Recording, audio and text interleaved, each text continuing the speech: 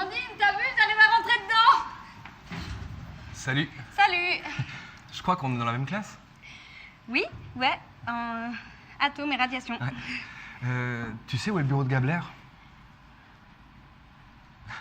Au nord ou au sud? Le sud, nord, Au nord. là. Ok, merci. Ouais. Eva, Eh ben, moi c'est Léo. Enchanté. enchantée.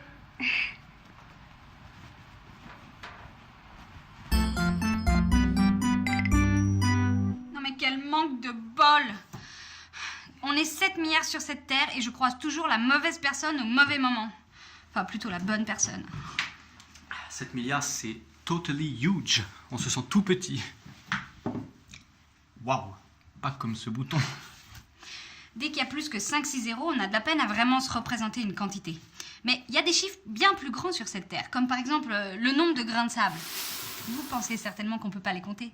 Eh bien, des scientifiques ont réussi à estimer leur nombre. Peut-être pour démontrer qu'un tout petit bouton sur une toute petite personne, c'est pas si grave. Bon, pour estimer leur nombre, il faut connaître leur taille. 1 millimètre environ? Ouais, de 0,05 à 2 mm. Ils ont ensuite estimé combien de grains on peut mettre dans une cuillère à café, puis combien de cuillères à café on peut mettre dans 1 mètre cube, et finalement ils ont estimé le volume occupé par tous les déserts. Et les bacs à sable. Et les soirées tropicales, les beach parties. Oui, Et puis les décorations en sable. oui, oui. Et puis les petits déserts, tu sais, feng shui, Oui, pour les oui, gens, aussi. pour se détendre. Et ils ont trouvé 10 puissance 19, c'est-à-dire 10 milliards de grains de sable sur la Terre entière. Si on mettait autant d'humains, Groenland et désert compris, on serait 1 milliard de fois plus qu'actuellement. Et en moyenne, on serait 48 000 personnes par mètre carré. Mais il y a encore plus nombreux que les grains de sable. Il y aurait 1000 fois plus d'étoiles dans l'univers que de grains de sable. Donc bam, on ajoute 3 zéros aux 19 précédents. Tu sais, il n'y a pas que les scientifiques qui s'intéressent à l'infini. Un artiste qui s'appelle Roman Opalka a entrepris dès les années 60 et jusqu'à sa mort de peindre les nombres de 0 à l'infini. Moi j'ai mieux. Milton, tu connais? Lewis Hamilton? Non, Milton. 9 ans, neveu du mathématicien Edward Kastner. Kevin Costner? Edward Kastner a donné un nom au chiffre 1 suivi de 100 zéros. Il l'a appelé le Google.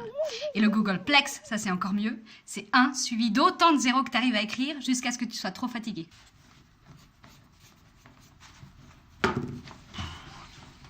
Bon, on se fatigue pas tous à la même vitesse.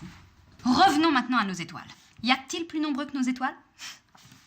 Dans 1 décilitre d'eau, il y a plus de molécules de H2O que toutes les étoiles de l'univers. Maybe, peut-être, que dans ton bouton, il y a infiniment plus de molécules de pu que d'étoiles sur ton t-shirt. Pardon.